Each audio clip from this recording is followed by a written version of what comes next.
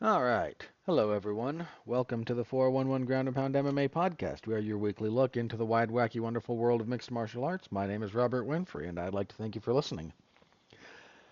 All right, what do we got on the agenda today? Well, we're going to review UFC on ESPN Plus 113, which I was moderately optimistic about. Not as hyped as other people were. Other people were, I don't want to say unreasonably up on it, but I don't know. I have a hard time getting up for whole UFC events anymore. Just the state of the product. So there's that. But anyway, other people were more up on it. I was moderately optimistic, and well, it wasn't great. We'll get into the specifics. We will preview UFC on ESPN 64, which I don't think I'll be covering live. Um, I'll have a full report one way or another, but I don't think I'll be covering that one live. I have to double check what my Saturday is like this week, and I think this is the one I need to kind of not be available for that. So we'll see. Again, I will have a written report for it up, even if I don't cover it live. So there'll still be something. Just don't know if that one will be live. Anyway, we will also have some news. One Championship had an event that is on their YouTube channel because their pay-per-view service just bombed out. A lot of that going around these days. Um, and some other things. The TKO boxing pay structure has been leaked. That's disputed, but what was reported makes a lot of sense to me. Um, yeah, a few other things. So we'll get into it. We'll see how that goes. All right. Anything you can do to help the product is always appreciated. Like, comment, subscribe, star rating, written review. You'll know the drill on that. Sharing is always caring, of course. And really, if all you're doing is listening, I thank you from the bottom of my heart for that. Uh, just for that. So thank you. All right. Let's jump into this, shall we? So UFC on ESPN Plus 113 from London. Okay, so how did the predictions go? I changed my mind on two. Um, both of them I really hemmed and hawed about last week, and the closer we got, there were a couple of things that just kind of loomed in my mind. One of them was Kevin Holland and Gunnar Nelson. So I heard, I think it was on Morning Combat, one of them brought up that in Kevin Holland's entire UFC run thus far, prior to this one, it comprised 25 fights, which is a high number. He hasn't been there forever, but it's been a bit. He's been there long enough. He was pre-COVID, so. But 25 fights in. Actually, how long has he been in the UFC? His UFC debut was in 2018. So let's see, August, so not quite 7 years. He's had 25 UFC fights. It's a very, very active pace. In that same span of time, Gunnar Nelson has fought 5 times. So Brunson has literally 5 times the fighting experience in that same time period that Gunnar Nelson had. Combine that with the 2-year layoff and it being at welterweight, which is, I think, a better fit for Kevin Holland overall. It just kind of made me switch my pick there. The other one was Nathaniel Wood and Morgan Charrier. When I saw them next to each other, like the size difference wasn't all that stark. And at that point, look, if you look at Nathaniel Wood, I said Fletcher earlier. I hope I didn't, because there is a Fletcher on this card, and we'll talk about him when we get to there. But Nathaniel Wood. If you look at him, and I tell you that his early UFC career was at bantamweight, you kind of go, okay, that makes sense. He's not a big featherweight. But the size difference between him and Charrier wasn't all that dramatic. Like Charrier is more muscular. I don't think Charrier could make 135. But there wasn't a big frame disparity. There wasn't a big like height or reach disparity. At which point, like, Wood has proven himself against a much better level of opposition than Charrier has. So those two switched, which it didn't save me from going negative. I would without that I would have been 7-6. As it stands, I went 9-4. Okay, so what did I get wrong? Well, a few of these were close decisions. Chris Duncan over Jason Vucenic. Yeah, that guy, man, he had a really good run through Cage Warriors, and then he has looked like lackluster in the UFC. I don't know what's up with him. Tabora, I got the first three wrong. Um, yeah, Guram Kutateladze, I can't get a handle on that guy. Like, there's still skill there, but Cowie Fernandez really built on his last performance. Well, we'll get to more later. Colin Lochran got a split decision over Nathan Fletcher. I scored that for Fletcher, but aggressive cage holding counts for a lot, apparently. And Shauna Bannon should have been stopped with that head kick from Tomar, but the referee decided it wasn't enough, and then a little bit later she catches an armbar because Tomar just doesn't seem to know what she's doing defending it at all. So weird. I don't think not weird like fixed, weird like what in the world are you doing? But so yeah, those first three really like I started sweating early on this one. Like you get three in a row wrong to start the night on predictions like that. Yeah, I was sweating that one. Um, yeah, I think that's where we are on that. So let's get into the more specific fight, shall we? So main event, Sean Brady runs over pretty much. Leon Edwards catches him with a topside, not quite mounted guillotine, but topside like a 3/4 mount guillotine when it was all said and done. 139 of the fourth. So the first round is moderately competitive. Um, a lot of it's fairly competitive. Brady is being aggressive, and his hands, they're still not like they're very much not world class, but they're not quite as remedial as they were when he got out punched by Bilal, like out struck with just punches by Bilal Muhammad, which is frankly a little bit embarrassing. Um, so they're not that bad. But and more importantly, he started to kind of integrate them a little bit more into his overall game. But more on that in a minute or two. But he's struggling a little bit at range with Edwards because Edwards at range is a rangy kickboxer. The clinch was not really going Brady's way as a general rule. Leon Edwards, the clinch game of Edwards has always been a very strong part of his game. He's good about pounding in knees to the body. He's good about elbows. He's good about elbows on the break. Like there's a reason wrestlers who try to clinch him before taking him down have really struggled. It's one of the ways he beat Kamaru Usman. I mean, even in their first title fight, which he was losing on the scorecards, Usman was having a difficult time really getting a lot of clinch work going. He was able to control long stretches, but Usman doesn't shoot a double. It's one of the ways that Bilal Muhammad did beat him. He got him towards the fence, got his hands up, protecting punches, and then shot on him. And that's a harder thing to deal with. Brady did a little bit of that. Edwards was better about about not being on the fence though, so that complicated matters. But the first round is kind of going Edwards' way, not huge, but a little bit. Then a really nice Sasegatami. It sort of depends on whether or not your foot is at their foot or at their knee, what you'd call it in judo, because judo's technique names are purely descriptive.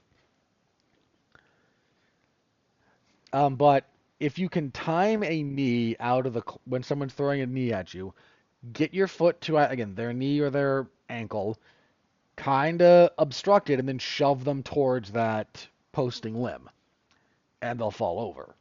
Um, it's Islam Makhachev doesn't quite use it. He prefers a little bit more of the step for like an Uchimata.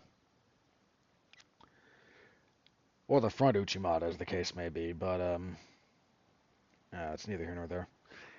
But if you look at his fights, like he throws knees at you in the clinch because there's a thing in MMA in particular. This is true of some other combat sports more broadly, but MMA in particular. If you do something to your opponent, they will try to do that same thing back to you. They will try to get it back very quickly. There's a running joke for a while that, like, you want to win a fight on the regional scene, learn really well how to counter a wheel kick. Then throw a wheel kick at your opponent when the fight starts, and he will throw it back at you because that's what we do, and then you get him from there. But knees in the clinch are a big thing because you don't want to fall behind on that.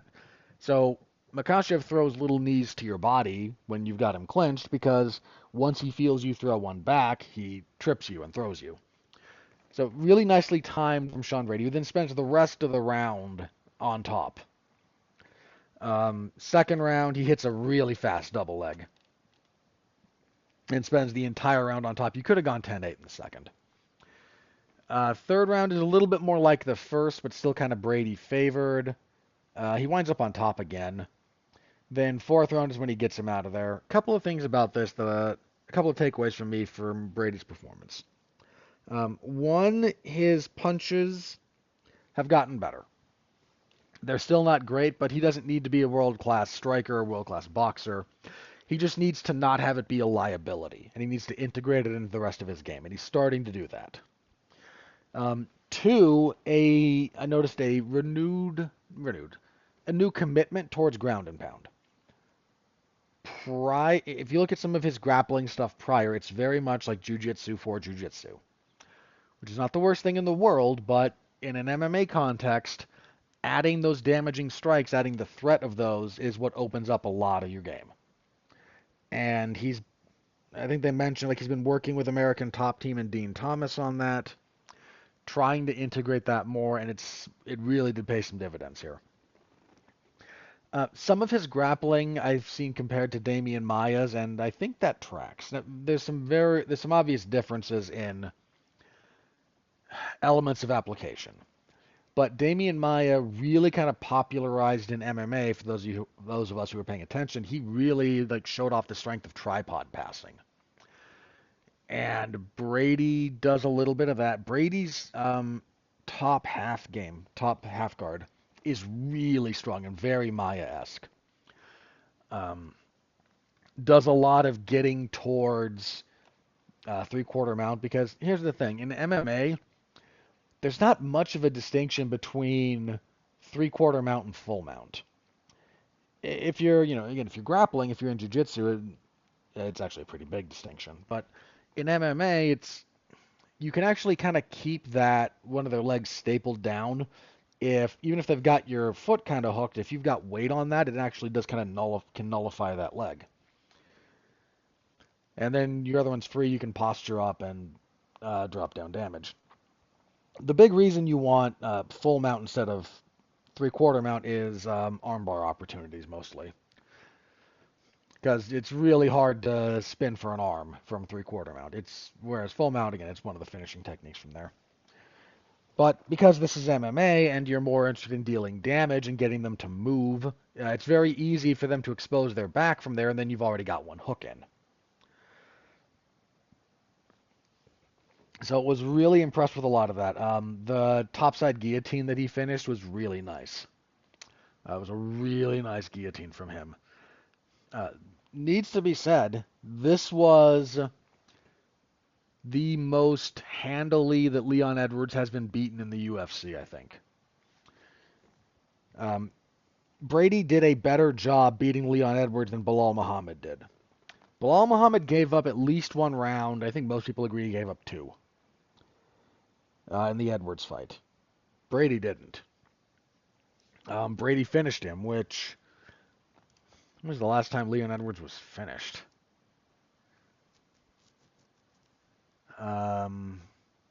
Decision. Yeah, he'd never been finished. So his first loss was a DQ for an illegal knee. Then he had the split decision with Claudio Silva in his UFC debut. Then the couple of wins, and the unanimous decision loss to Usman. Then his big unbeaten streak until he lost the belt to Muhammad. Yeah, this is the first time he's been finished. So, welterweight's just in a little bit of a weird spot right now. You've got Bilal Muhammad as champion. He's going to fight Jack Della Maddalena because Shavkat Rakhmonov is healing up from injury. Uh, Now you've got Sean Brady in the equation, and with this kind of performance, like, he has to be considered in the mix somewhat. So there's a lot of ways that can go. We still have to see what happens with Bilal Muhammad and Jack Della Maddalena. I don't know. Um, there's a lot of ways they can go. It's a good problem to have, and for a little bit now, it's been noted that at lightweight, the old guard is really hanging on. Gagey, Poirier, um, Chandler to an extent, guys like that. Like, they've kind of been hanging on, and the newer generation of lightweight has been giving their shots at them. A few different people have had a crack at Dustin Poirier, and he turned them back. A few different people have had a crack at Justin Gaethje, and he turned them back. Welterweight has not really had that problem. The Edwards fight seemed to really kind of usher out the era of, Usman and Covington and those guys. And I don't think Bilal Muhammad will be champion for all that long. I don't mean that he's going to lose the Jack Della Maddalena fight. In fact, I favor him. But he's just again, age is getting there for him. He's what, 35-ish? And he's got some really tough matchups coming his way. But, Kamaru Usman is not really a player in the welterweight division. Colby Covington is not really a player in the welterweight division. In the title picture at a bare minimum. Stephen Thompson, bless him. I like the guy, but not a player, not a title fixture anymore. The new generation of welterweight, actually, Gilbert Burns is on a rough streak too. And I like Gilbert Burns, but the old guard, the last generation of top welterweight talent, has kind of been supplanted. That's not a good or a bad thing. It just needs to be noted. And welterweight seemed to have done it while lightweight didn't. For better and for worse. I mean, Poirier's about to have his retirement fight. Don't know how much longer we've got Gaethje for. They're going to cycle out, but there's real benefit to beating those guys if you're an up-and-coming fighter, and welterweight seems to have benefited a little bit from that. Anyway, my random observation there. So, light heavyweight, this fight was not good, but Carlos Ulberg defeated Jan Blachowicz via unanimous decision, 29-28 across the boards. All 3 rounds were pretty close. Jack Slack likened Carlos Ulberg to Luke Rockhold, and I can't unsee it. He's rangy for the weight class, but a lot of what he does is lean back, throw the lead hand hook to counter. He does a lot of that. And that was a Luke Rockhold thing, and it got him in trouble once people figured it out. Some people are doing the Jan Blachowicz was robbed thing. Jan Blachowicz was not robbed. They were 3 close rounds. If you scored this for Jan, I'm not here to tell you you're wrong. I think that's a perfectly valid scorecard. I scored it for Ulberg, but again, I'm more than happy to say like all 3 of those rounds were tight, not very action-packed, and not only action-packed, but like not a lot of consequence happened, and that makes it really hard to judge rounds. Blachowicz did a lot of forward movement, which confuses people and makes them think he did better than he did. He didn't do badly, but again, that metric, like, oh, advancing, it doesn't mean it means nothing if it doesn't lead to anything effective. And for stretches of this, it didn't lead to anything for him, so. Look, I feel bad for Blachowicz. He's had a few different fights that could have gone his way. You could have scored that fight with Alex Pereira for him. You could have scored this one for him. But here's kind of the reality of Blachowicz. He's 40 something. What, 42? Yeah, he's a fresh 42 from last month. Okay. He was off for 2 years and had double shoulder surgery during that time. Shoulder surgery will mess you up, man. Um, he's a guy who, in some respects, struggled to kind of get a break with certain scorecards, stuff like that. But he's also a former champion, and that shouldn't be ignored. The other thing you have to acknowledge with him at this point, he's fought 5 rounds before, but if you look at Jan Blachowicz for the first round and a half, and then the Blachowicz for the fight beyond that, he's not the same guy. It doesn't mean he can't win down the stretch in a fight, especially if the pace is not exactly demanding.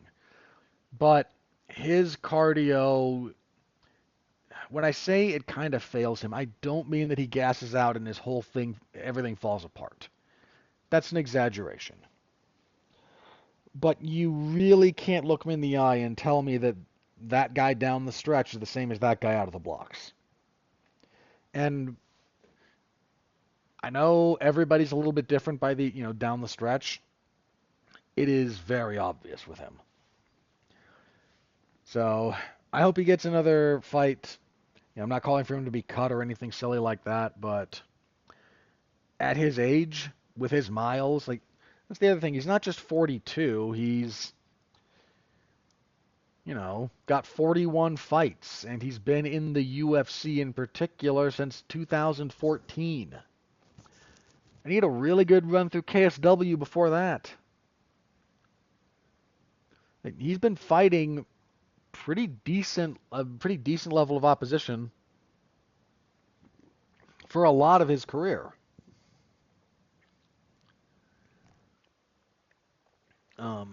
I mean, yeah, he started, a little bit regional, and then a few of the KSW elimination, which is kind of their feeder system. Then from his fifth fight was in KSW, which is a respectable.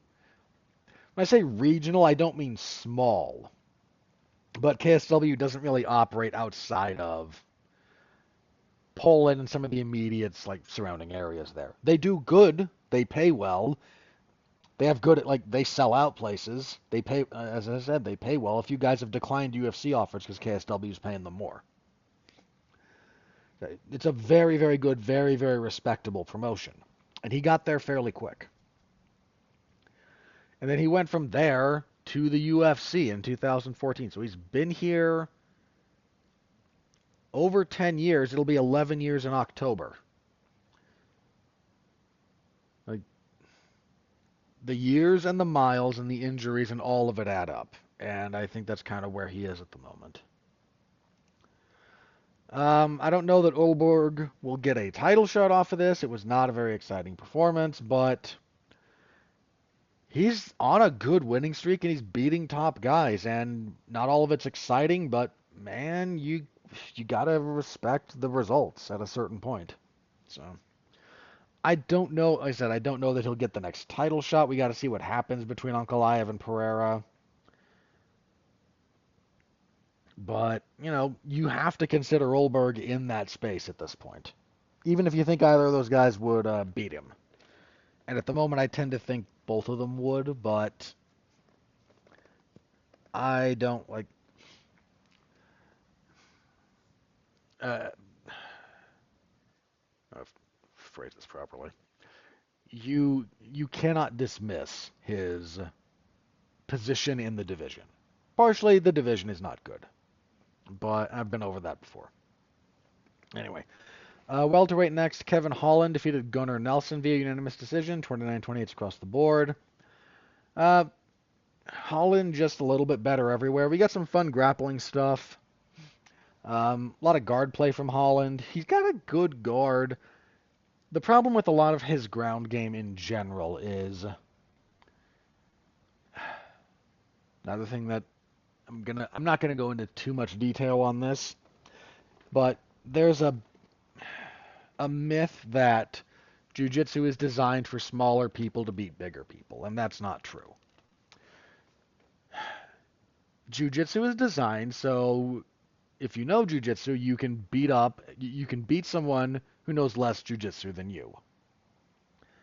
That's kind of the long and the short of it.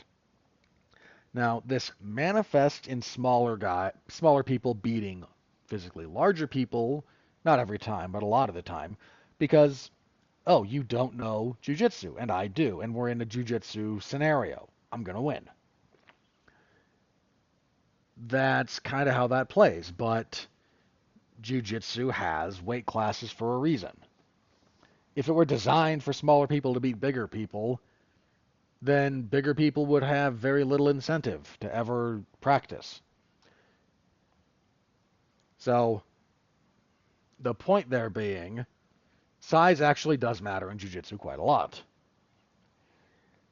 A lot of Holland's ground game and jiu-jitsu work doesn't work at middleweight because he's outweighed by a lot. Those are guys cutting a fair amount of weight to make 185. He doesn't. And while he might have the length for the weight class, and I think he does, height and length, he does not have the frame. He does not have the muscle mass for it. And he does not have the overall size. So he fights some of those other guys, and his guard work or his grappling doesn't really work against people that outweigh him by that much. And that's a problem. But it was less of a problem here because Gunnar Nelson does not outweigh him by a boatload. Again, fun enough overall fight. Next up, Alexia Thainara defeated Molly McCann via rear naked choke, 4:32 of the first. Tainara. Molly McCann retired after. Fair enough. I don't have a strong opinion on Molly McCann one way or the other.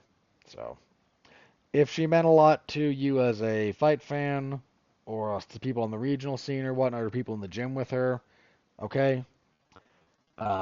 Me personally, like, she was there. She had a couple of good performances, but she also had some real limitations. Look, Estela Nunes was about as close to a gimme as she was going to get. And Tainara stepping in on short notice and kind of just handling her the way she did, yeah, it was probably time for McCann to hang him up. Lightweight next, Chris Duncan defeated Jordan Vucenic via guillotine choke, 3:42 of the second. Yet Jordan Vucenic, I don't know what is up with that guy. He just can't seem to get out of first gear in the UFC. Duncan bopped him with the sort of the inverse of the old open stance double. So the southpaw double it's called the southpaw one the reality is it works in open stance for both guys. It's the power hand followed by the power leg. You can reverse that, and he did here. Threw a body kick, then threw a right hand as he was going backwards. There were a couple of guys in the kickboxing bouts in 172 that did that same thing. And you don't get as much power in the punch, but it catches a lot of people by surprise. So, just really solid stuff from Duncan, whereas Vucenic, he really needs to sort himself out. Then kicking off the main card, Nathaniel Wood defeated Morgan Charrier via unanimous decision, 30-27 across the boards. Caught Charrier with a really good right hand in the first round that dropped him, but Charrier was able to recover.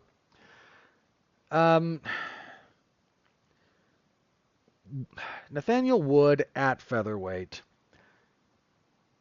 is going to struggle in places because he is not very well sized for the weight class. He's a good technical fighter, And when I say he's got some pop, he does, but, he was able to stop some guys at bantamweight on occasion. But at featherweight, he's got power to get their attention, but I don't think he's got power to really put them out. He doesn't have the size to out wrestle them. Um, Look, because he's a very good fighter, he's having good results, and I think he will continue to do so. But I think in this weight class there is a pretty clear ceiling for him. I don't know exactly where it is, but I think when he hits it, it's going to be the kind of ceiling that you don't really break through. But he got a good win here, so thumbs up to that. On the prelims, Chris Padilla defeated Jai Herbert via split decision, 29-28. That fight sucked. Flyweight, Lonnie Kavanaugh defeated Felipe Dos Santos via unanimous decision, 29-28 across the board. Dos Santos had a good first round, faded, and cheated his butt off. Um,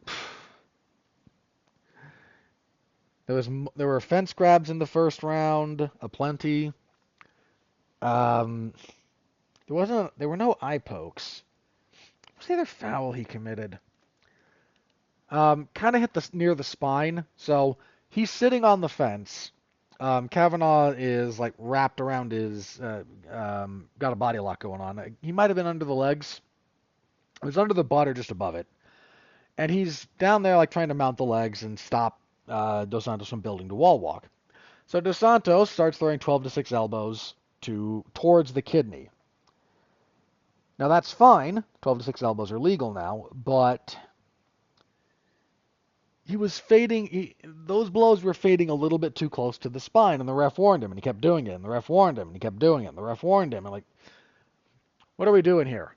There is no downside to breaking those, like any of the quote-unquote rules in MMA. There's no downside to it. There's no downside to poking somebody in the eye. There's no downside to kicking them in the groin. I think there was a groin kick in this fight, but it was one of those like both guys were just kicking at the same time. Just kind of happens. But there's no downside to it. There's no downside to breaking the agreed upon rules because the rules aren't actually enforced. Another example of that. Anyway. Marcin Tybura defeated Mick Parkin via unanimous decision, 29-28 across the board there. Pretty decent first round from Parkin, but after that, like Tybura just started doing Tybura things. This was a moderate heavyweight fight. Christian Leroy Duncan defeated Andre Pulaya via unanimous decision, 230-27 and 30-26. Completely okay with the 10-8 there for Duncan. Weird fight here. I just wanted to be in a weird fight. Shauna Bannon, I mentioned this before. So she's doing a lot of like Taekwondo style, a high chamber on the lead leg, hopping forward and then like side kick, maybe a round kick. And Pooja Tomar doesn't understand how proper lateral movement kind of negates the vast majority of this. So anytime she stops, she's just getting kicked. Dean Thomas actually perfectly called a sequence. He said, coming in like that, that's how Holly Holm got head kicked by Amanda Nunes. And a little bit later, that's kind of the counter that Tomar lands, a head kick that lands and drops Bannon. The ref could have stopped it. Just for the record.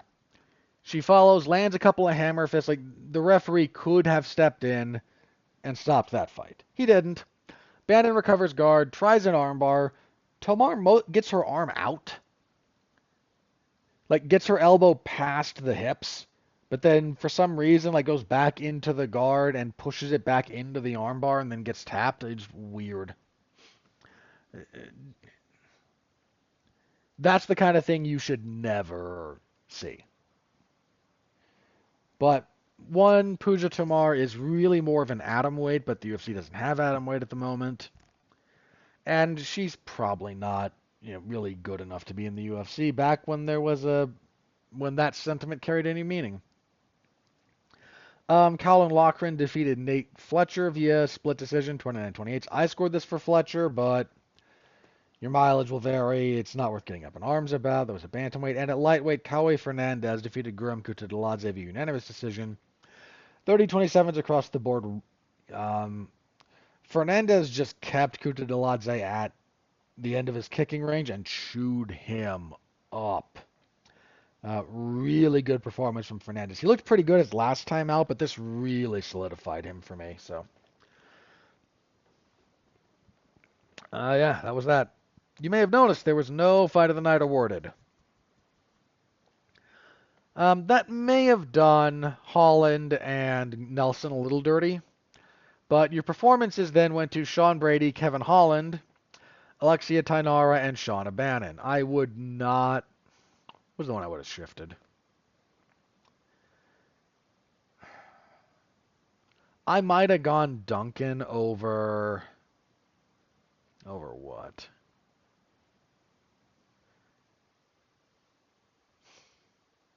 You could have gone Duncan here. That's all I'm saying. I was slightly more impressed with his technique than Tainara's, but that's just me. Alright, full report, MMAZone411mania.com. Y'all know that, so go give it a read if you're so inclined. I always appreciate that. Okay.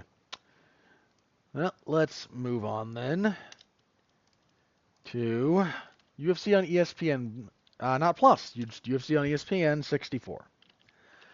The UFC will be in Mexico City for this one. And you know what? Again, they had to sell tickets, so there's a modicum of effort put forward. I don't think this is a terrible card. I don't think this is, a great card necessarily, but for what it is, I am not going to be burying most of this card. So keep that in mind. All right, your main event, Brandon Moreno, he was the first Mexican UFC champion, right? I can't remember if he got the flyweight title first or if Yair Rodriguez had that interim title first. There was a kind of soaring moment when Yair had an interim belt, Moreno was the flyweight champion, and Alexa Grasso won the women's flyweight title. It was Irene Aldana who had the interim belt, and then Rodriguez had a title shot. Either Rodriguez had an interim belt and Aldana had a title shot. I think that's how it was, or the other way around if my memory is getting faulty. But so Brandon Moreno was the first native Mexican to win a title. He's fighting Steve Erceg. This is a good fight.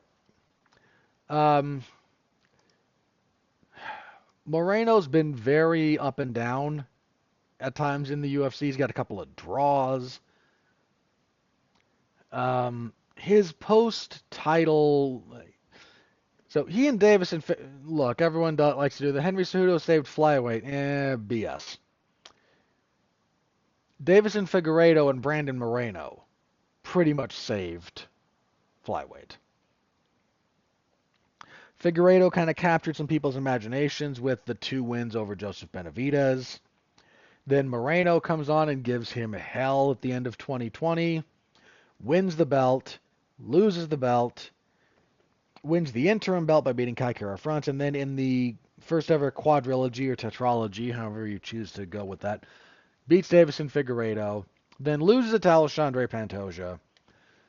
But really, I think more than Henry Cejudo winning the belt and then having one title defense against a emaciated bantamweight and then leaving. I think those two did a lot to sort of rebuild interest to the extent that interest exists at flyweight. Anyway, he had 2-fight losing streak not too long ago. Split decision lost to Alexandre Pantoja, where he lost the belt in the fight of the year for 2023. For anyone sane, at least. Dropped a split decision to Brandon Royval in February of last year. It was another pretty good fight. Rebounded with a really solid win over Amir Albazi November of last year. That was a really good performance from him. But he's a little spotty. And Steve Erceg got pushed a little bit too hard towards a level he was not quite ready for in some respects. Then he still almost beats Alexandre Pantoja for the belt. I mean, he got real close apart from that one shot in the fifth round. Really cost him that fight. Then his last time out, he got TKO'd in the first round by Kai Kara France. The odds are with Moreno. Not to an unfair degree. They're what? He's what? About 2-1, minus 200? Yeah, minus 195, minus 200, somewhere in that range. I think that's fair. I think there's plenty of reason to think Erceg can win this. He's gone 5 rounds before. He's got pretty smooth boxing, and it's not like Moreno's defense is spectacular. But a lot of Erceg's defense is movement leaning, and if you can really kind of pursue that, that falls apart. And if Moreno commits, he will pursue that. The big reason, I think, to look at Erceg with a lot of optimism would be Moreno's up and down nature of his fights. He's an emotional fighter at times, and back in Mexico City, if he, gets the adrenaline dump and then falls apart a little bit down the stretch, Erceg will be there to punish him for that. I still tend to lean Moreno. I think his defense is a little bit better, and I think that Erceg's chin can be touched. I still think Erceg has a decent future, but he was done no favors after that fight with Pantoja. He could have used a legitimate step down in class. Instead of fighting Kai Kara France and now Brandon Moreno, I think that is not going to be to his benefit once all said and done. Co-main event, Drew Dober and Manuel Torres. So Dober's a cinder block head. Had the doctor stoppage due to some cuts and eye issues when he fought Gian Silva. Matt Frivola stopped him. That was actually kind of a big deal because he hadn't really been stopped with strikes ever before that. But he's good for a fight, good for a fan-friendly affair. And Torres is going to kind of oblige him. Torres 15-3, 3-1 in the UFC, coming off a loss to Ignacio Bahamondes. His UFC wins are Frank Camacho, Nicholas Mata, and Chris Duncan. It's respectable, but Bahamondes does represent a physical challenge for a lot of guys, given his size, because he's long and tall for the weight class. Odds have this pretty much at a pick'em. Might be fading towards Torres just a little bit. I'm actually going to lean towards Dober. Let me asterisk this. I need to rewatch. I need to double check a few things on Torres. Dober I got a pretty decent handle on. But I need to double check a few things. Let me lean Dober at the moment, but there's almost no chance. My mind is going to shift on that one a fair bit before we get to actual fight night. So, yeah, but that'll probably be a pretty good fight. Middleweight next, Joe Pyfer and Kelvin Gastelum. And that's a choice. So Gastelum's coming off a win over Daniel Rodriguez. He lost to Sean Brady before that, then moved back up to middleweight. Pyfer is in his post. So Pyfer, had his, got his yay, we like Joe Pyfer. Here's some favorable matchmaking. And then, okay, here's your real test. Now you get to fight Jack Hermanson. And Jack Hermanson beat him pretty decisively over 5 rounds. Pyfer was good for the first round and a half, and then he started falling apart, and Hermanson took over. So he's in his post-step-up loss sort of rebuilding, because last time out he ran over Marc-Andre Barrios, which is not surprising. Gastelum is a stiffer challenge than Barrios. Gastelum is also probably a little bit on the downside of things. He might only be 33, but he's got 29 fights and he's been in the UFC since 2013. And he's had a fair amount of fights during that time period. Some of them have been serious wars. Um, what are the odds on this one out of curiosity? Heavily with Pfeiffer? I would not feel confident being heavy with Pfeiffer on this. Dude, if you have to pay out like plus 275 or plus 300 on Kelvin Gastelum here, you are playing with fire. That is you're asking for trouble. I'm just gonna say it like that. You are asking for trouble. Pfeiffer's defense is not great. It's not terrible, but it's not great. Kelvin Gastelum still has some thudding power. I'm going to go with Pfeiffer because I do wonder if Gastelum isn't just a little bit washed at this point. But, you know what, let me asterisk this one too. I hate doing that twice in a row in particular, but I got to rewatch. Has Gastelum been off for a minute or two? I don't think he's been off for that long, right?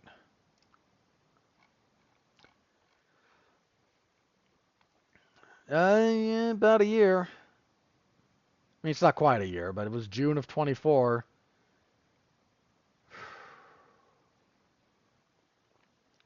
He should have lost that Chris Curtis fight, too.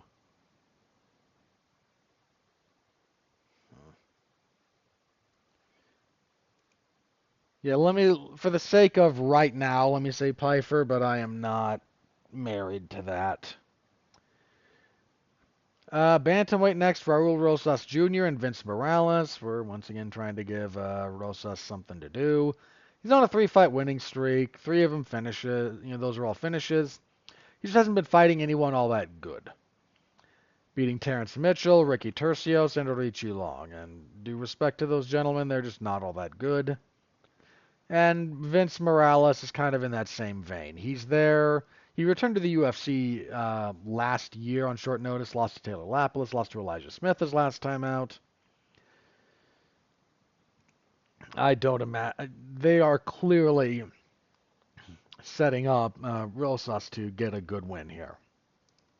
And I don't have any reason to pick against that at the moment. I will be rooting for Morales because it would amuse me to watch him win that fight, but yeah. Bantamweight next, David Martinez and Simon Oliveira. So Martinez is 11-1, 7-fight winning streak. I believe this is his UFC debut. Yes, indeedy. Okay.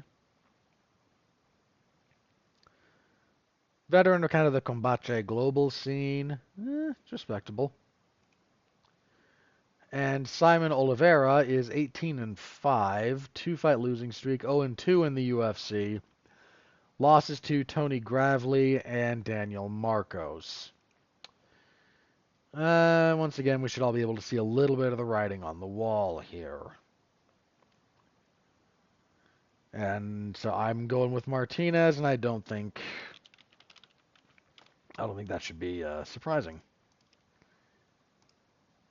And kicking off the main card at flyweight, Rolando Rodriguez and Kevin Borjas. Let me check, Mr. Yeah, okay, so he's from Mexico, so that is Rolando Rodriguez. Rodriguez, 17-2, 7-fight winning streak, 2-0 in the UFC, wins over Dennis Bondar and Ode Osborne. Don't remember either of those, but they clearly happened, and I covered them, so might have to revisit that. Just to see if I should have had a better thought about that. And Borjas is from Peru, 9-3, 0-2 in the UFC, losses to Joshua Van and Alessandro Costa. I'll forgive the Joshua Van loss. Joshua Van's good. But getting pounded out by Costa... I mean, Costa's not terrible, but way up and down in the UFC. Another one where it kind of feels like the UFC has an outcome in mind for this. Do the odds agree with that? Yeah, but that one is viewed as being closer. I agree with that. Yeah, sure. Let's go Rodriguez. All right. Next up, so on to the prelims. Flyweights, Edgar Chairez and CJ Vergara. That's actually a good fight. That should be pretty fun. Vergara is 2-3 in his last five, excuse me. Losses to Tetsudo Taira. Won a couple of fights over Daniel Da Silva, who probably shouldn't be in the UFC, and Vinicius Salvador. Then lost to Osio Almabayev and lost to Ramazan Temirov. Understandable on both counts. Chairez,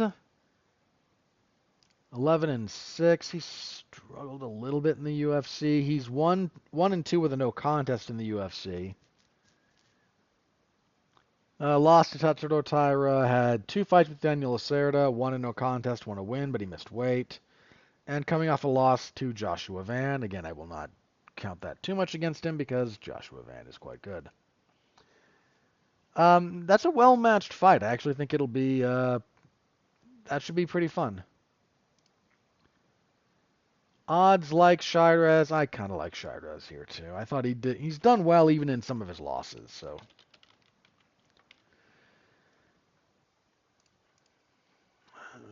I will agree with that. Okay. Middleweight, Jose Daniel Medina and Ateba Abega Gautier. Where are you from, sir? That's not Cameroon, is it? It is Cameroon. Okay. What flag did I mistake that for? I don't know.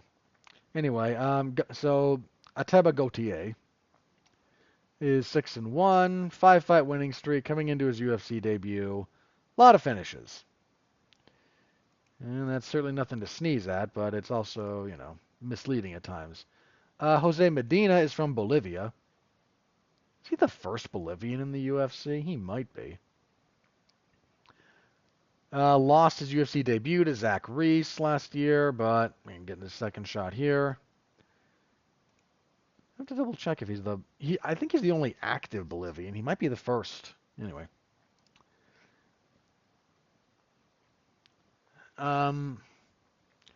Odds really like Gautier. Like -500 like him.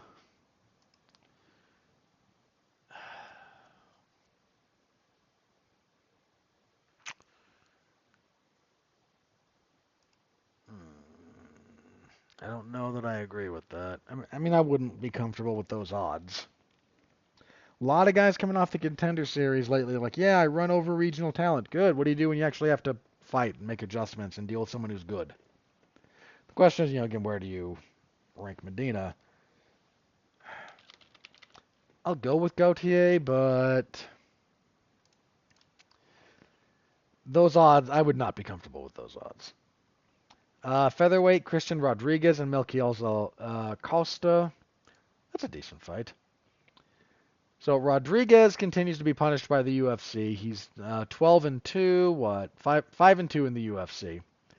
They're just still mad at him for. Wait, am I confusing him with someone else?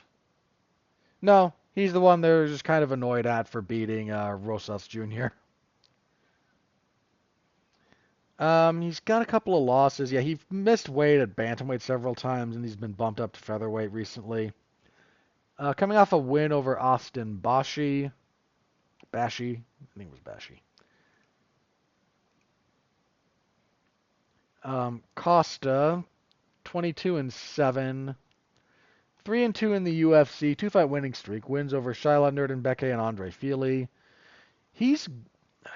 Costa has shown real ability at times, but he's struggled to really be consistent with it. And I think that's just been a problem for him. The odds actually like Rodriguez, I think, largely for that reason.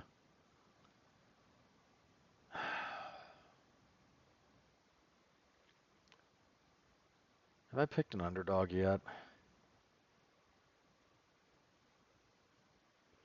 Is this the one you're gonna? Is this the hill you're gonna die on if you decide you just have to pick an underdog to pick an underdog?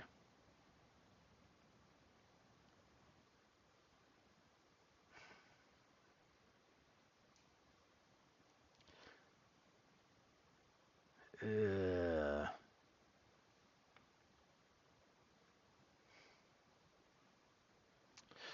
all right, I will go with Costa. I talked myself into not just picking favorites all the way down. Let's see, Lupi Godinez and Julia Polastri. So Godinez, two-fight losing streak, losses to Virna Jandiroba and Mackenzie Dern. Had a good winning streak going before that, should be noted.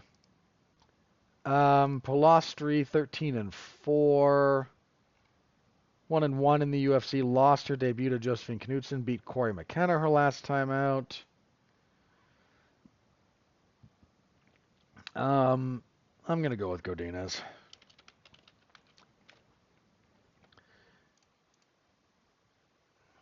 I'm not going to be surprised if Polastri wins this for the record, but I'll go with Godinez.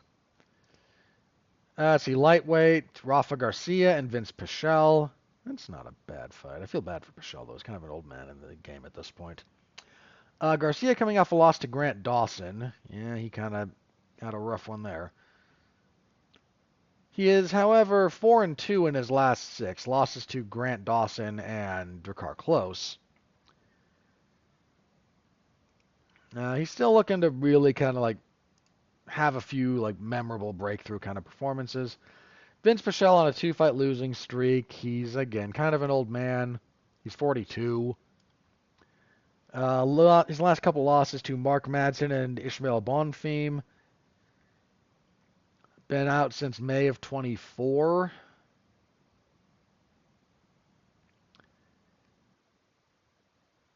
Yeah, that's a little bit of a layoff. I'll go with Garcia.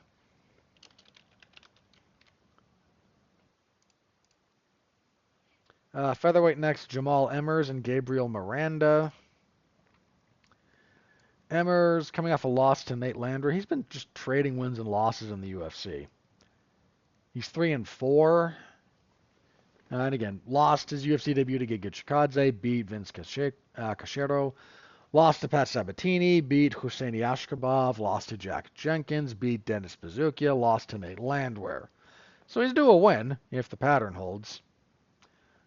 And I think it probably will if I'm remembering Gabriel Miranda correctly. I am not. This is a different guy. Miranda's 17-7. 1-2 in the UFC. Lost his debut to Benoit Saint-Denis. Beat Shane Young, coming off a loss to Morgan Chartier.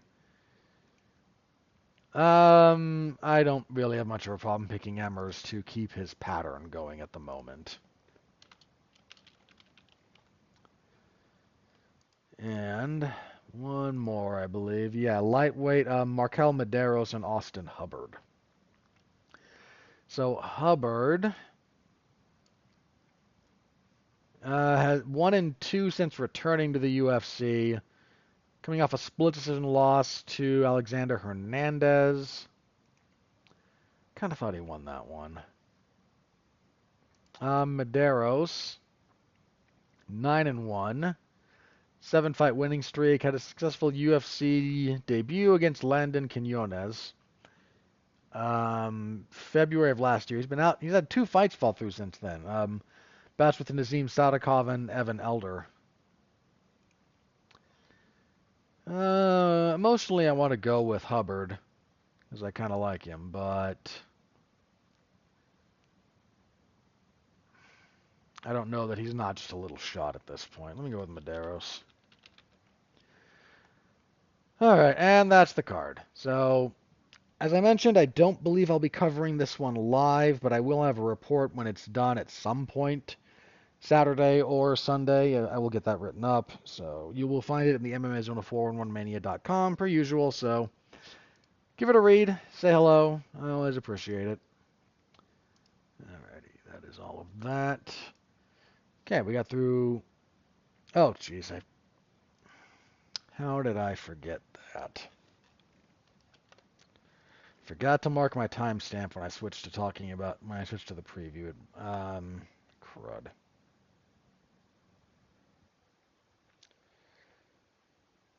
I will do that later.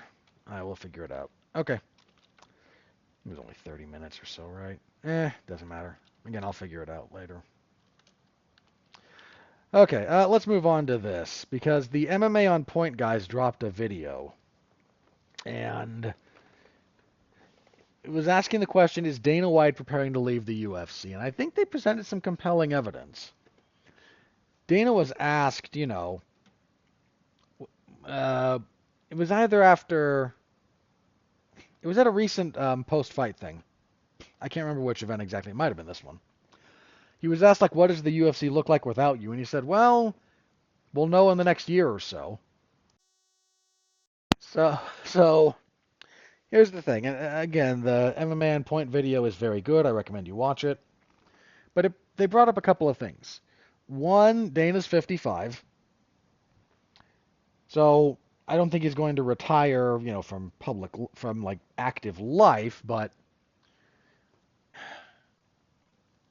the UFC is about to maybe hit a really serious milestone, at which point he is no longer necessary.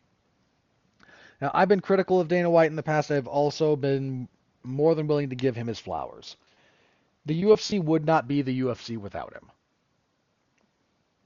That man worked incredibly hard for a long time to build the UFC back up, to build it into what it is.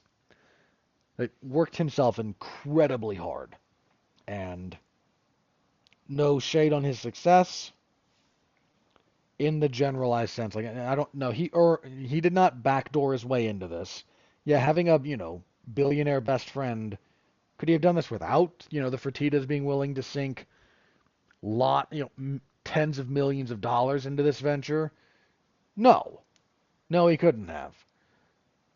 At the same time, there's a lot of people who, given the same financial considerations from very rich best friends, would never have made the UFC work.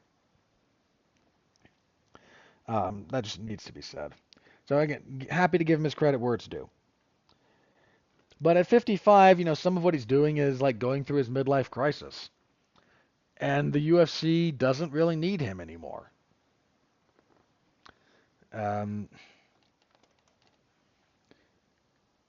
So where to kind of start with this? So one, he's got the opportunity to do things that are nostalgic for him. So he's trying to build Power Slap, which I find reprehensible. But if you look at like what he's trying to do with it, it is the same thing he did with the UFC.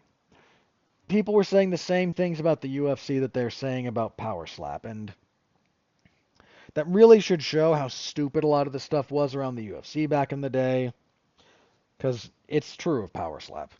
But he's trying to build that as kind of a screw you to everyone who says he can't. He's going to be involved in TKO or Zuffa box. It's not going to be Zuffa, but TKO boxing or whatever they're going to call. They're probably just going to call it Riyadh season. Let's be real. But dude, Dana White has been a boxing fan forever. Like to actually get into the boxing space for him is a childhood dream.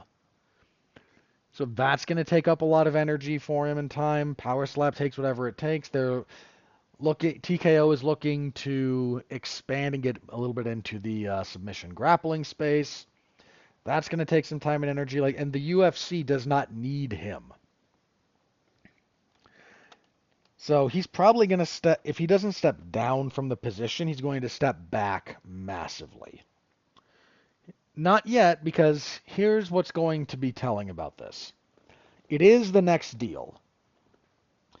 I've talked a little bit about it for the last few weeks, that the UFC's television rights deal is up end of this year, or start of next. I forget exactly when, but soon. And what they're looking for is a 10-year deal, the UFC. They're looking for a 10-year deal. And I think they want like $1 billion a year. Now, let's take a minute here. That doesn't mean they'll get that. But let's just posit a scenario where they do get a 10-year deal of some variety. That's it. That locks up the UFC's financial situation and puts them under guaranteed revenue streams for a decade. Dana White will be 65 when those are up again. He's not going to stick around this until he's 65. There's no point. There's nothing to do other than the banal machinery of the UFC at this point. They've built a machine, and it works, and it will work fine without him. So once the new rights deal is secured, we'll see how that goes. There's also, look, Netflix is kind of the front runner in a lot of people's minds about where the UFC is going to land. WWE is over there with Raw. It'll probably have SmackDown over there once their deal with USA is up. Netflix will pay a lot of money for crap. But there's a few things about the UFC that Dana White just kind of becomes a relic of if he sticks around. Again, the MMA Point guys mentioned, like, yeah, his best friends have been out. It was 10 years ago Zuffa sold the UFC to WME. His best friends have been out of this for a decade. He's kind of been just soldiering on. The corporatized structure of the UFC being part of TKO, which is a publicly traded company, not exactly his favorite thing in the world. And Netflix is averse to the pay-per-view model. And here's the thing. You don't need it. My friend Mark and I, when we talked about this a little bit, it was after one of our podcasts. It was either at the close of it or afterwards, just kind of shooting the breeze. He said, like, yeah, WWE basically ditched pay-per-view a while ago. And with the launch of the WWE Network, which was, again, a while ago, they said, yeah, subscribe to our streaming service, don't pay for pay-per-view. You just get it. And you know what? They haven't seen a major financial downturn. Yeah, they wound up ditching the network when they signed with NBC because NBC had a competing streaming service, so they wound up on Peacock. And now they're sort of on Netflix. The back catalog of stuff from WWE on Netflix is pathetic. Just pathetic. Like, ahead of the Rumble, they're like, hey, they uploaded every Rumble ever. Great. Can I watch the, TV leading up to each one if I want to? Well, no. How about all the other pay-per-views? Well, no. Again, it's just weak. It is just weak what they have ported over. Now, maybe they're still in the process, but weak. Anyway, if you were subscribed to Peacock, hey, guess what? You got pay-per-view. You got the WWE pay-per-views for free. If you were basic subscription, they would air commercials on occasion during like the hype packages or whatnot, but you didn't have to pay for it. And WWE continues to make money hand over fist. Netflix doesn't like pay-per-view because the relationship they have with their audience, the customer base for Netflix really opposes it. This is one of those things where, believe it or not, like the consumer base for different streaming platforms actually want different things. Netflix consumers also resist weekly releases of television shows. If you have a TV series, they don't want an episode a week. They want you to dump the whole thing. Amazon Prime viewers, by contrast, are actually more amenable to a weekly release schedule. A lot of Amazon Prime stuff does week to week. Invincible just wrapped up its 3rd season. Reacher's about to wrap up its 3rd season. So, point being, the week-to-week releases are more amenable to Disney Plus or Amazon Prime than they are to Netflix. Netflix subscribers don't really want that. Like, hey, give me the whole thing. Let me watch it at my own pace. Netflix viewers also really resist buying something on Netflix. I have access to this platform. I pay you for the platform. Give me my stuff. And so if the UFC does sign with Netflix, there's a non-trivial chance they will just say, look, we're paying you, say they get $1 billion a year. Why pay-per-view at that point? What in the world would be the purpose? I mean, look, other places in the world, like your distribution is going to be different anyway. But so at that point, like again, what's Dana going to do? Hawk Netflix subscriptions? Like, come on. So point being, like, I think it's a valid question, and this is as good a place as any to kind of throw this in. But I do want to here for just a second talk about this because a degree of Dana's like growing apathy, and if you were around when Dana was fire and brimstone, and I was, the apathy has been growing with him for a while. And I've been trying to figure out exactly kind of when that started, and it's easy to say the sale. When WME bought them, like some of that stuff, I think that is part of it, but let me just take half a step back, and there's another thing that happened that I think in some real indirect ways kind of affected not only Dana's relationship with the UFC, but also like a big problem that the UFC's having. I talked a little bit last week about the UFC's inability to create stars. And somebody brought up, I might have seen this on Luke Thomas's live chat briefly, or one of the questions for like on Ariel's show, or somebody else brought this up. I think it was Luke Thomas's thing, but don't quote me. But there was a question asked like, did the Reebok deal kill talent recruitment in the UFC? And boy, did I not think about it in those terms until I heard someone ask the question. This is especially true of North American talent, specifically American, but also true of Canadian talent, I think. Like one of the other reasons that MMA feels down, especially here in the States, there's not really a lot of like American stars. The UFC has done a very, very poor job of recruiting talent, of appealing to potential talent in the USA.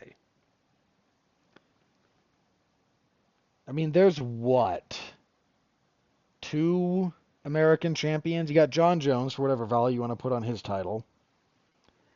Then you've got technically Bilal. Bilal prefers to be identified as Palestinian, but I think he was born in Chicago, if memory serves. I'd have to double check, and I don't care enough to. But so then there's Bilal, who even if he is American, like doesn't like to be identified that way for a lot of respects. In a lot of respects. Then what? Russian. No one at, but I mean Max he had for a while, but yeah, like there hasn't been a cadre of genuine like American talent to make waves in the UFC in a while. And the reality is that the implementation of the Reebok deal and sort of what happened when then extending that philosophy with Venom, it removed the ability to make fighting financially viable for a lot of people. There were a lot of not even upper tier fighters, but like that upper middle class of fighters where, okay, their contracts may not have been the best in terms of their purses, but they could get deals they could get, sponsorship deals, and that offset a lot of the cost. Now, very, very low on the card fighters, I think guaranteed money was a little bit more beneficial to them because they weren't like sending, legal notices to fly-by-night T-shirt operations, which is a thing that happened a lot. But I mean, like Demetrius Johnson had a deal with Xbox, that went away. Anderson Silva had a deal with Burger King. It was regional to Brazil, but that went away. Um, didn't Cain Velasquez have a deal with Lugs? There were things like that really did kind of offset some of the stuff for fighters, and now you don't have that. There's more and more guys fighting in the UFC right now that have to have a job outside of training. Um, and to bring that kind of around, I think talent recruitment is actually something Dana enjoys. He enjoys the sales pitch. He enjoys discovering the next great fighter. I genuinely think he does. And there's a lot of people who in the past might have, over the last, 10, 15 years of the uniform era, let's just call it the uniform era, that's a bit much. 10 years certainly, though, at least. But there's a lot of people that might have migrated to MMA in no small part because they know they have some inroads with your businesses that would give them sponsorship deals that don't exist anymore. And talent recruitment into the sport in general has been a real problem the more that you've kind of thought about it. And the more that I've thought about it anyway, so. Just something to think about. I do think that the Reebok deal and then the backlash to it, I think might have been one of those initial turning points for Dana White. Oh, this is no longer what.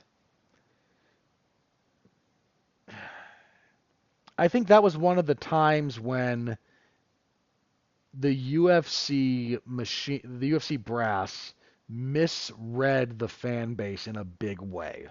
And they didn't do that very often. Not saying never, but they were at real crossed purposes with the fan base and the fighters on that one. And I think that started kind of souring things for him. But anyway, just something to think about. What does the UFC look like post Dana White? The reality is at the moment it looks like it's looking right now. Dana White is unnecessary to the UFC's success at this juncture. Certainly once their next broadcast deal is secured. So, all right, moving on. Let me talk briefly about One Championship 172. It's a good card. The whole thing's free on YouTube, by the way. You have to go to their YouTube channel and then go to the live tab because it's not under videos yet. I imagine they will be parsing up the individual fights in the near future. But if you want the whole thing, go to their live tab and you'll find it.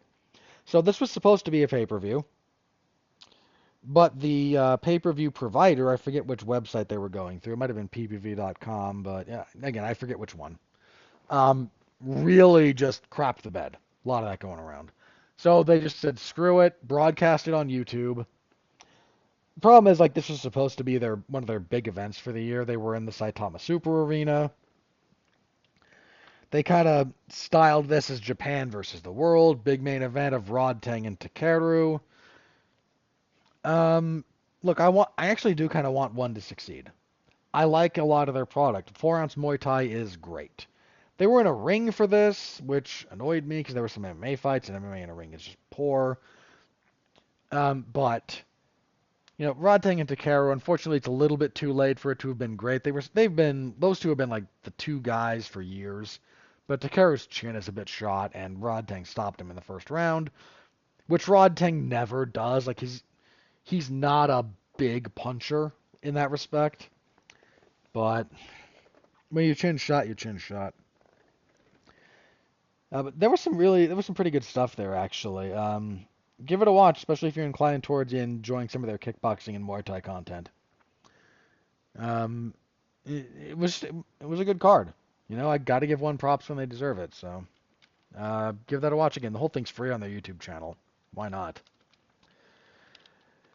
Okay. So last week on a Monday after I recorded the show, Conor McGregor, it was St. Patrick's Day actually. Right around there. Conor McGregor, yeah, it was actually St. Patrick's Day. So Conor McGregor shows up at the White House and takes questions from the press pool. And he seemed sober, so I'll give him that. Although if they do find more cocaine in the White House now, they can absolutely just say Conor did it. And then Conor announced he's going to be running for the presidency of Ireland. Couple of things about this. One, I am not deeply familiar with Irish politics. So a brief my research here is very, very cursory. Anyone who knows more than this, feel free to reach out, comment on any of this or whatnot, uh, etc. But like the Irish presidency is not the same as like the United States presidency, or even necessarily like the Prime Minister for Canada. It's not completely ceremonial, but it is more ceremonial than a lot of executive branch leadership. Most power in the Irish government is in their parliamentary system. Um, and look, that has pluses and minuses all the way around. The point being, like anyone trying to draw too many comparisons between Conor and Donald Trump, there's some major differences here. So, one, Donald Trump has never been found civilly liable for anything as heinous as what Conor was found civilly liable for. If you're about to go, wait, wasn't, Trump convicted of like sexual misconduct or whatnot? No, here's what happened with that circumstance. Okay? Someone came out and accused Donald Trump of sexual misconduct. There were no charges filed. There might be a civil suit that's like still in the lawsuit process. I forget exactly, but nothing criminal, and I don't think anything civil is really, or if it is, it's like mired and stuff at the moment. It wasn't. Donald Trump then denied this, but because he's Donald Trump, he had to be disparaging about the person who accused him. So the woman who accused him then sued him for defamation of character, or something to that effect, because of what he said about her. And that he was kind of found of like, no, you were, because he said some very, very uncharitable, to be polite about it, things about her. That was what the civil lawsuit there was kind of about. And okay, frankly, no one cares. No one really cares about that. Like, he said some things he shouldn't have, frankly, and again, I would rather he didn't. I'd rather no one did, but you know. So nothing like that has happened to Trump. If you're about to go, oh, but what about all the felony convictions? You mean the ones that were largely overturned? And one of the appellant justices said that, the prosecuting attorney that brought those charges should probably be censured or fired. Because really, if you look at what they actually convicted him on, it's like, oh, it's tax evasion, when even the bank comes out and says, no, we're good. We were good. It's, ugh. Look, I'm not the biggest fan of Donald Trump, but for crying out loud, quit making it easy for him to play martyr. You,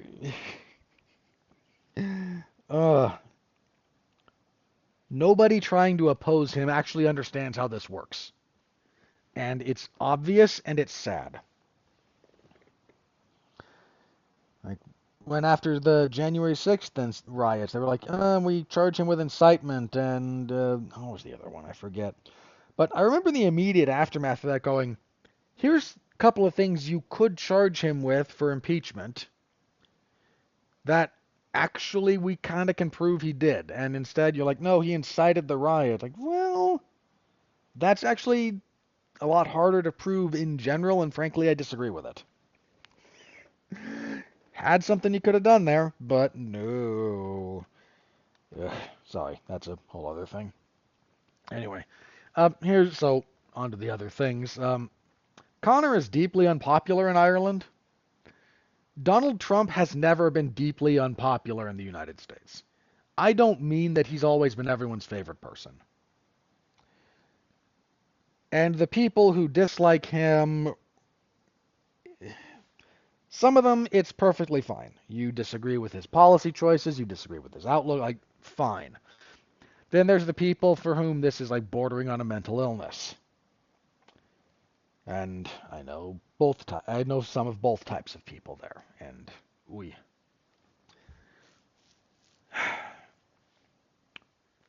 But Trump also has a lot of supporters. And in a country of 300 plus million people, you can have that kind of dichotomy and have it, work out in your favor when it all kind of comes out in the wash. Ireland doesn't have that. Conor doesn't have that. Conor's platform, such as it exists at the moment, is him saying immigration is a disaster for Ireland. You know what? First of all, again, not deeply familiar with how this is going in Ireland. If Ireland is like other places in the EU, yeah, immigration's kind of a disaster.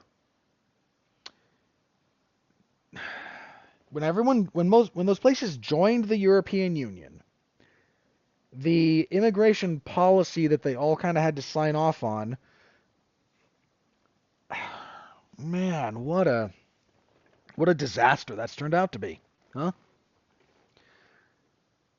Just floods of people from these war-torn places, or political dissidents, uh, activists, or terrorists who come up on the wrong side of things in their countries, just fleeing en masse to places in Europe, and then just going, no, we're not going to learn the language. No, we're not going to try to assimilate into your culture. We're going to try and take over. Now, some of this is exaggerated by different media outlets for effect. At the same time, there's playing it up. There's moderate exaggeration going on, but even the, very, very liberal outlets are starting to have to note some of these problems. And if Ireland is like a lot of those other places, Conor's going to get some traction on this. I don't think he'll win. Again, I think he's too deeply unpopular. The Irish people had been over him for a while before the sexual assault thing. Like, they were just kind of done with him. So I don't think he wins. I really don't.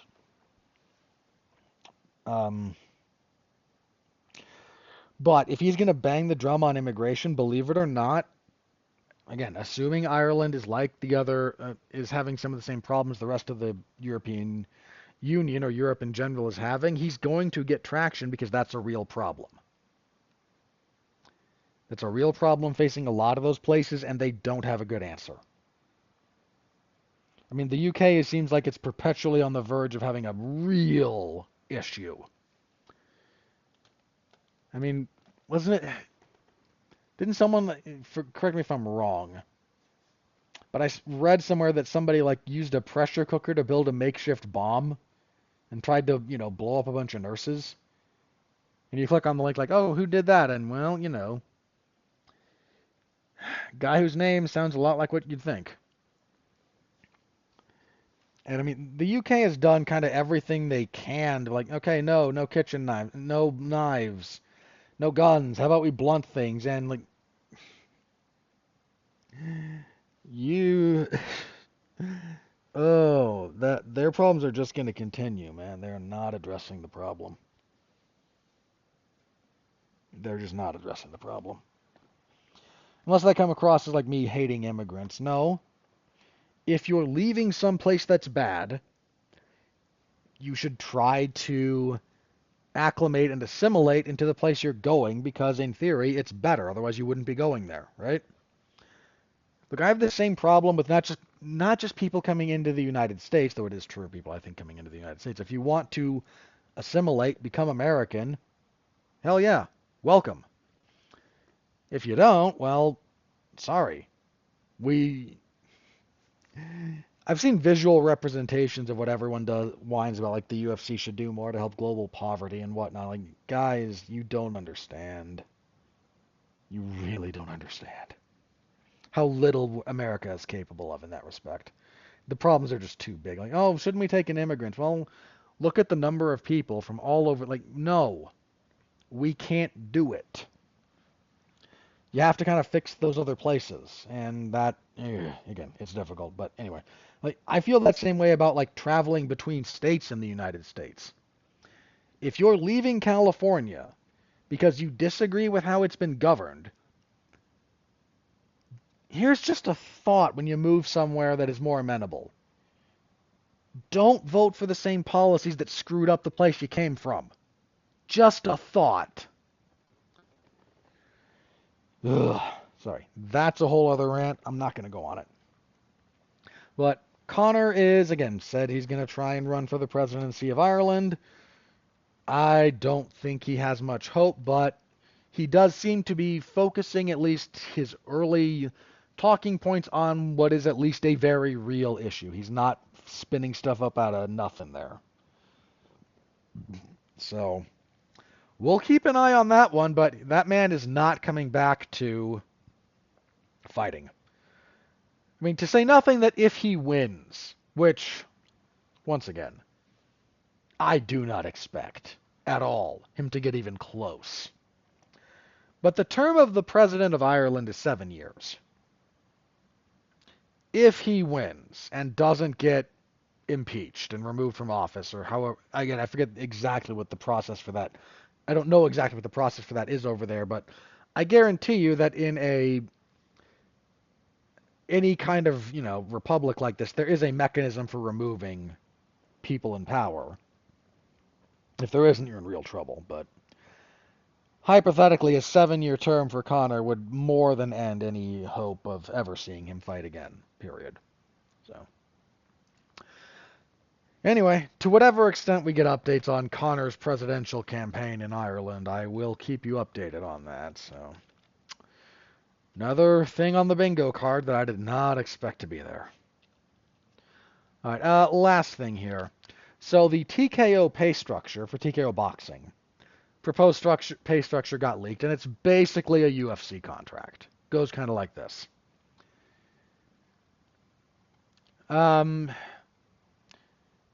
You will get $20,000 for a 10-round bout if you're an unranked fighter. You get $50,000 when you're ranked by the company, whatever they're going to wind up calling this thing. At numbers 10 to 5, $125,000 when ranked 3 to 4, $375,000 when challenging for the company championship. Once again, a thing to indicate they're trying to go around the Ali Act. $750,000 when defending the company championship. So, here's the thing. At the moment, these seem to be 3-year contracts, which are not unfair, but that also depends on how much crap they're trying to sneak in like they do in UFC contract, where any injury extends your contract if you're injured.